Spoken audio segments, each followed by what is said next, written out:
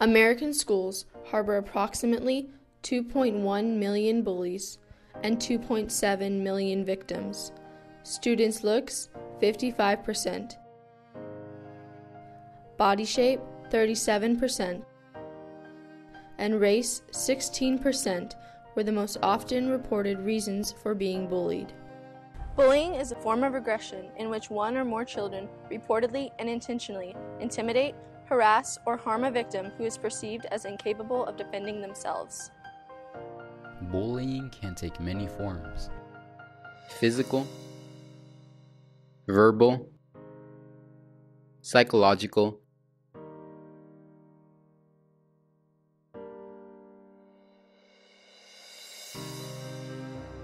and cyber. According to Envy, 160,000 children miss school every day due to the fear of attack or intimidation by another student. 17% of American students report being bullied 2 to 3 times a month or more within a school semester.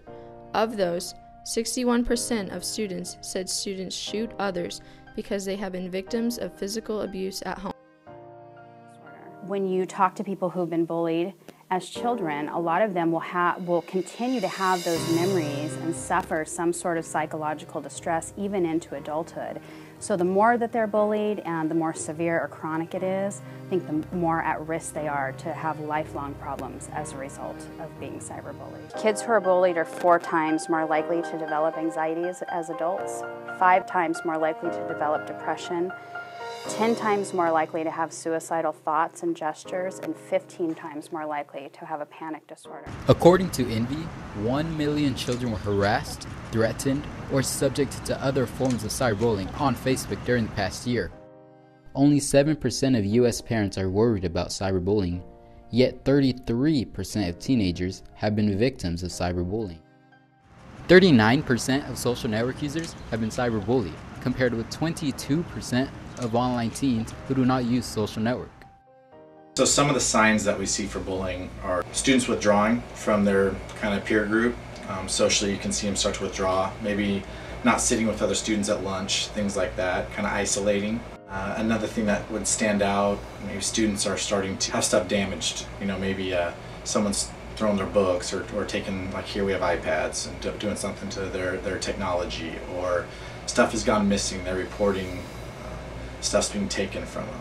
Even, sometimes here I'll get calls from parents at home, and maybe the student is getting involved in substances, or they're not acting themselves at home, and a lot of times that's their way to kind of escape some of the pressures of what's going on from bullies and stuff like that. So those are some of the initial things. Obviously there's physical harm if something like that has come, but that's pretty obvious. Some of these other things are more subtle. A lot of it's kind of the withdrawal, and they're not themselves anymore. So we have a couple different protocols. For our teachers, we treat bullying kind of like an abuse situation, meaning all of our teachers are mandatory reporters on it.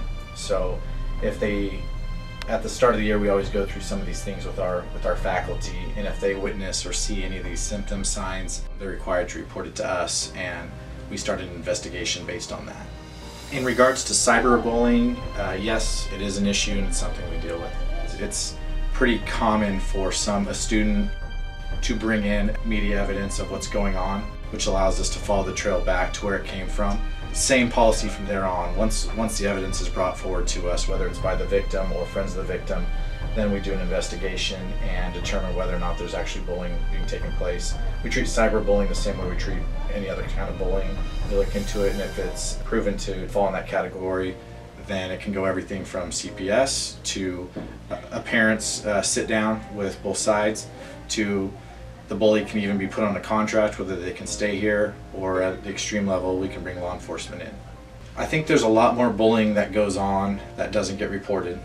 And I think one piece of advice I would give to anyone, especially if it's friends of someone that's getting bullied or parents that are concerned that maybe their child's getting bullied, is to be a pest about it with the administration or wherever this is happening.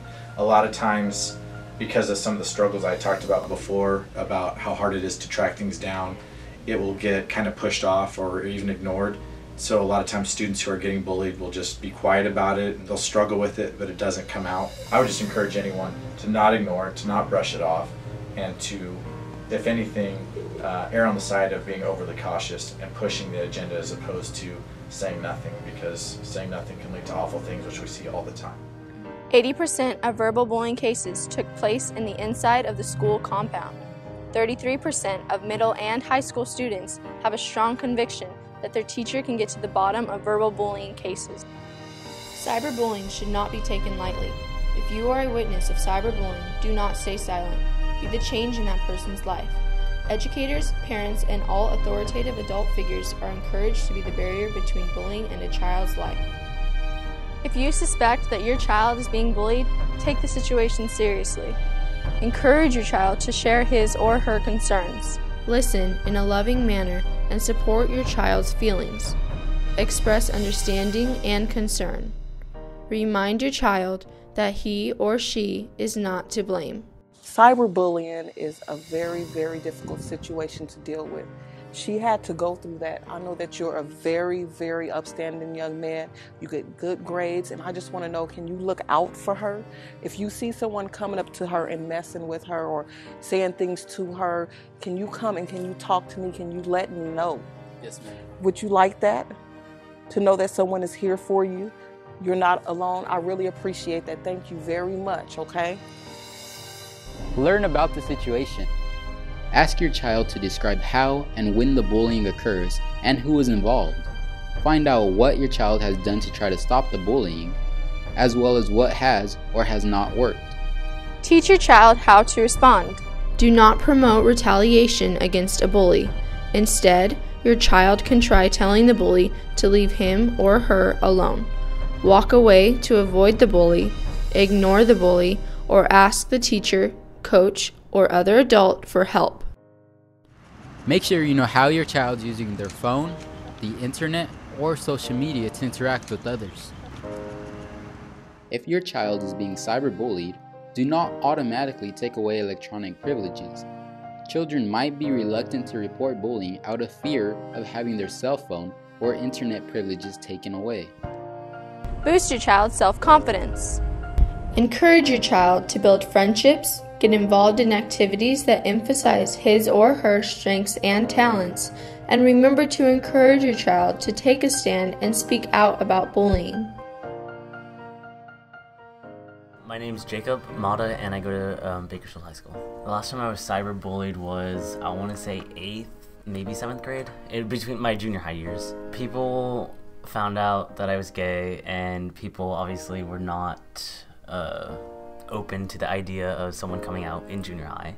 So they decided to go online and like say things about me. It made me feel like I wasn't accepted in, like I wasn't gonna be accepted in life. Like it made me feel really nervous to go to school. There was long nights where I felt really bad about myself. I didn't know how to cope with the feelings. So there'd be nights where I would honestly cry myself to sleep because I was in a lot of pain.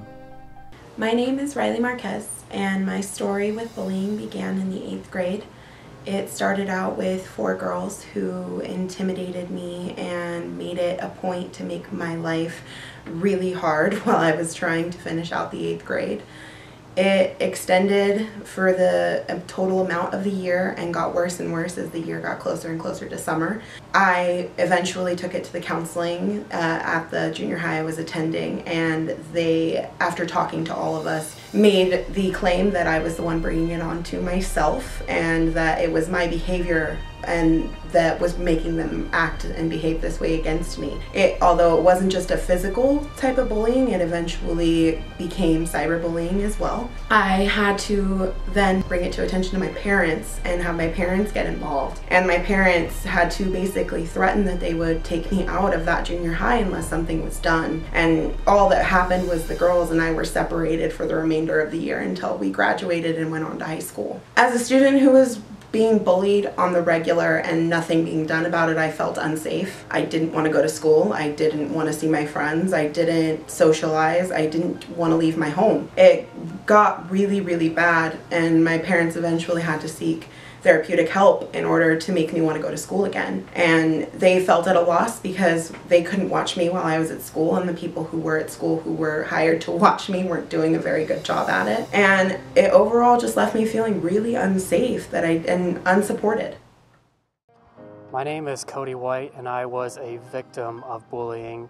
My experience with bullying has been horrendous name-calling, physical attacks, emotional derailments, and also being attacked mentally, because I've suffered from depression because of my bullying experiences. A few scenarios that I went through when I was being bullied has been getting attacked on my way home from school.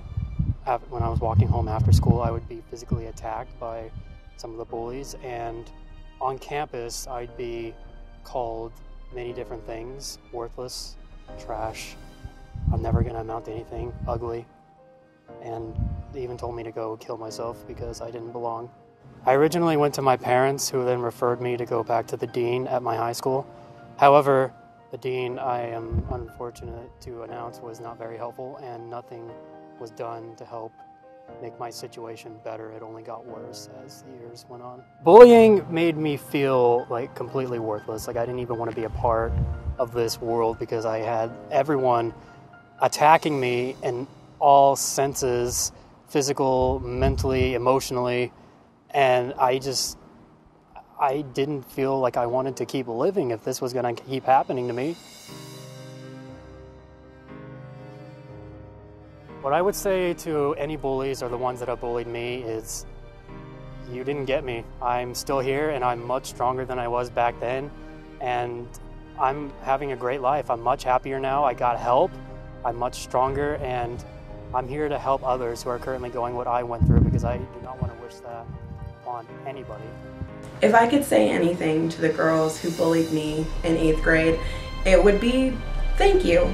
It honestly made me a lot stronger, and it helped me cope with a lot of issues that I already had going on. And it was a real self-starting thing to happen in my life, but I don't think that everybody else is quite as lucky. So if I really could say something to them, it would be sure that whenever words leave your mouth, that they're what you want to say, and mean what you say, and say what you mean. And if you can't face somebody and tell them the mean things that you're saying online, you probably shouldn't be typing them out either.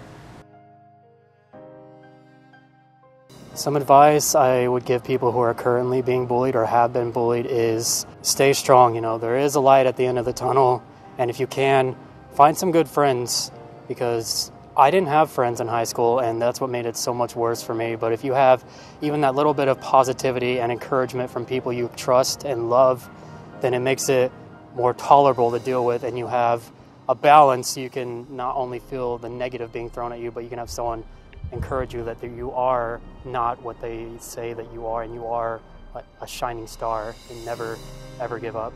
If I could give any advice, it would be to keep talking. It doesn't matter who it is, whether it's your teacher, your counselor, your parent, your friend's parent, it really doesn't matter. Just make sure that someone is aware that something is happening and it's not okay, and it's ruining the quality of life for you, and that's important. If someone is telling you you're bringing it on yourself, if going to school is not a safe place for you, then something needs to be done. Any advice to the parents would just be to pay attention.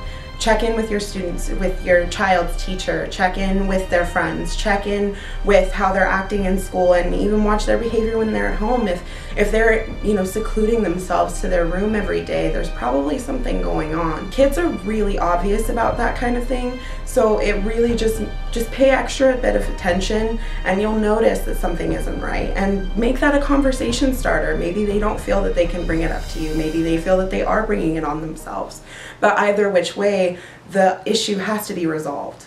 It's made me a lot more confident in myself, and it's made me a lot stronger person than I was back then. You are who you are. No one could change that. Don't these people tell you that you're wrong, or that you're disgusting, or that you're different, because we're all different. We're all unique in our own ways, and I think that's what makes us us. If you or someone you know is in immediate danger, please call 911 or the local police for help. If the danger is not immediate, please confide with a doctor, friend, or family member that you trust. Remember, you are not alone.